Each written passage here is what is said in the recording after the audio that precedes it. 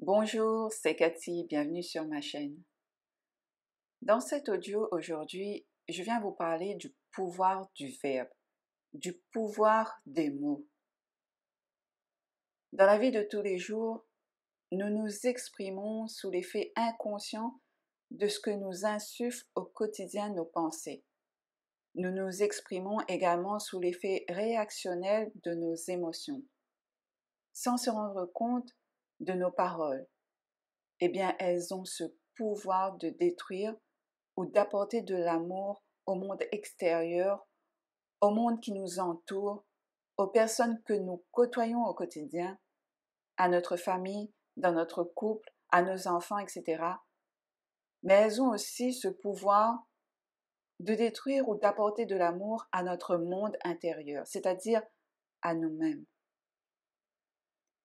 Et tout cela se faisant chaque jour inconsciemment, en étant soit dans l'espace du cœur, ou soit dans l'espace de l'ego mal conditionné, manipulé depuis notre enfance.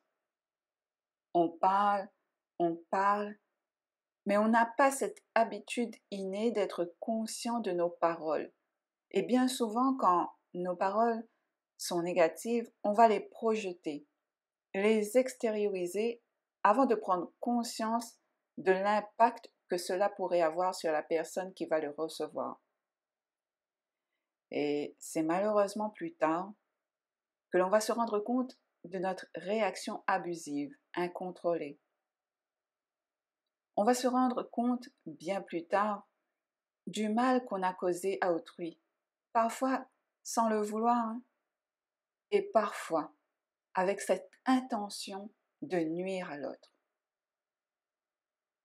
Être conscient avant même d'agir n'a pas été malheureusement au programme de notre éducation, puisque être conscient de soi demande de se connaître soi-même profondément avec ses parts d'ombre intérieures mises en lumière et acceptées.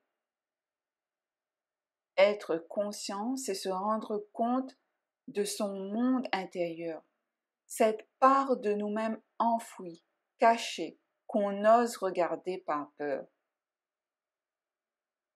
Mesurer le pouvoir de nos mots demande une présence au quotidien dans son être.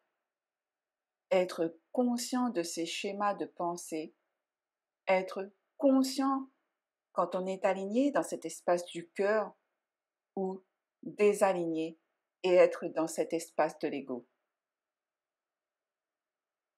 Cet ego qui est traumatisé et qui, croyant protégé en utilisant ces mécanismes de défense et de protection, va plus nuire à soi-même mais aussi aux autres.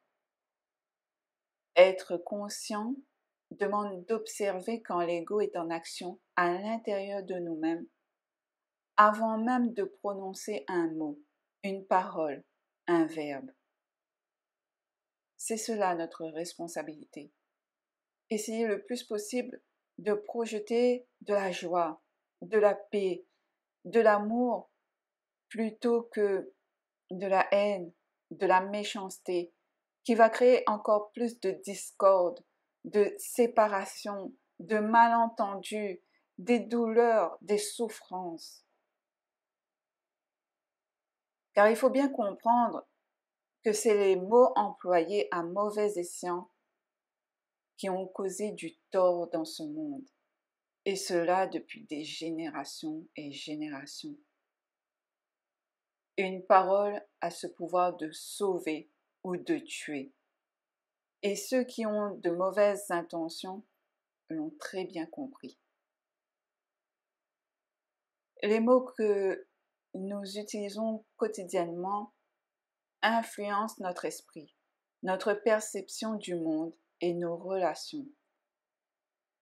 En cultivant l'amour des mots, en prenant conscience de toutes nos exagérations, de tous les termes négatifs que nous utilisons machinalement et des idées reçues que nous répétons sans y prendre garde, nous pouvons changer durablement notre état d'esprit.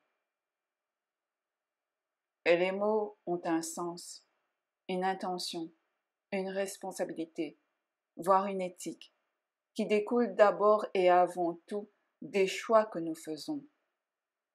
Car en parlant, en nous exprimant, nous faisons des choix, conscients ou inconscients. Et les mots ont ce pouvoir de manipuler, d'influencer. Ils nous donnent un cap à suivre, soit vers la paix, soit vers la violence, que ce soit vers les autres, mais aussi vers nous-mêmes. Ne pas maîtriser les mots est un handicap dans notre société, qui est essentiellement basée sur le langage et la communication. Quand on regarde aujourd'hui, beaucoup de personnes subissent du harcèlement verbal au quotidien, ce qui cause des tentatives de suicide, surtout lorsque ces personnes sont à la base assez fragiles, avec le manque de confiance en soi et d'estime de soi. Ces faits d'actualité sont vraiment déroutantes, surtout quand on ne comprend pas l'impact de ces mots. Je constate que le monde actuel souffre de manque d'empathie à l'égard d'autrui. De nos jours, peu arrivent à se mettre à la place des autres et à ressentir profondément dans sa chair la douleur que l'autre ressent sans même prononcer un mot. Aujourd'hui, c'est facile de dégrader une personne, de l'insulter, de la rabaisser, mais c'est difficile de se rendre compte de la douleur occasionnée chez l'autre personne. En étant inconscient de l'impact de nos mots, on peut créer de la souffrance. Et quand on regarde autour de nous, il n'y a que ce genre de comportement qui est dirigé par l'ego, qui prédomine et peut agir en fait au niveau de l'espace du cœur. Parce que de nos jours, à force d'être fragmenté, d'être dissocié, on n'est plus relié à son cœur, on n'est plus relié à l'empathie et à la compassion. Beaucoup sont dans l'apathie et ne ressentent plus rien vis-à-vis de la douleur des autres, mais aussi, ce qui est plus grave, de la douleur en soi. Car oui, si nos mots peuvent impacter négativement l'extérieur, imaginez l'impact en nous. Quand nous nous auto-flagellons, quand nous nous critiquons, quand nous nous rejetons avec ce manque d'amour, de respect, d'intégrité pour nous-mêmes, c'est un désastre intérieur.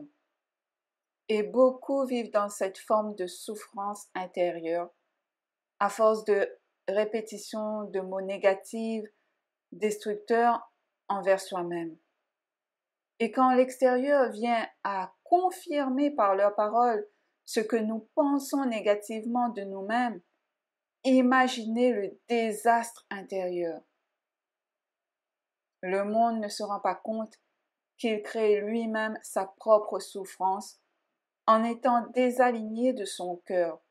Et ensuite, ce même monde va chercher un responsable extérieur à sa souffrance. Voilà pourquoi autant de conflits, de guerres subsistent dans le monde. Apprendre à être conscient de ces paroles demande une volonté au quotidien, car au quotidien, nos pensées affluent et sont influencées par l'extérieur, par l'éducation, par les croyances limitantes et erronées. Cela demande une volonté de pouvoir remettre en question ces pensées qui proviennent essentiellement de l'ego. Cela demande une grande volonté, malgré l'adversité au quotidien, d'être dans cet espace du cœur et de s'exprimer qu'à partir seulement de cet espace. L'humain est influençable, aussi bien par l'extérieur, mais aussi par ses pensées qui proviennent de l'ego. Se recentrer, rester aligné, demande une présence accrue. Ce n'est pas simple du tout, mais on y arrive, petit à petit. Si le monde pouvait comprendre le pouvoir des mots, le pouvoir du verbe, le monde vivrait plus en harmonie, en paix, avec tous les êtres et la nature. Et pour ce faire, il faut aligner esprit, âme, corps, ou autrement dit, aligner les pensées, le cœur et l'action.